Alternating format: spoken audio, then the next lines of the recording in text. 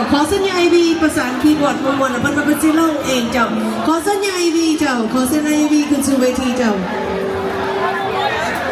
ระบบเรานี่ก็จะจัดให้ทุกโครงการนะเจ้าในมูลค่าราคา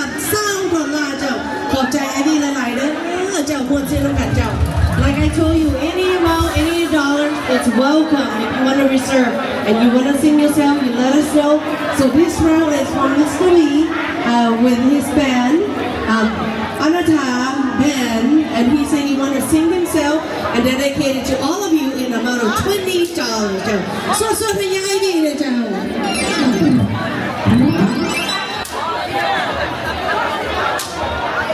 เพิ่นว่าเสียงกระซิบกระแซบมาเพิ่นว่าเพิ่นสิเสพมื้อนี้เพิ่นว่าเพิ่นสิบ่ร้องเจ้าการว่าซั่นล่ะขอเสียงม่วนๆจากยังไอแอเจ้าขอสัญญาแอขึ้นสู่เวทีประสานเสียงม่วนๆเจ้าไอวีเจ้าไอวีก็มาแล้วเจ้าขอสัญญาแอขึ้นสู่เวทีเจ้าอีกครั้งนึงเจ้ามอบให้ทุกคนเจ้าในมูลค่าราคา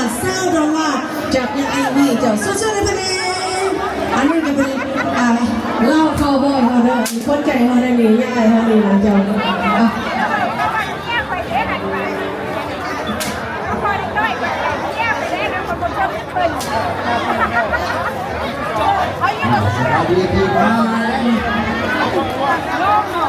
อาเส้นเดินแล้วให้เจ้าเส้นเดินแล้วก็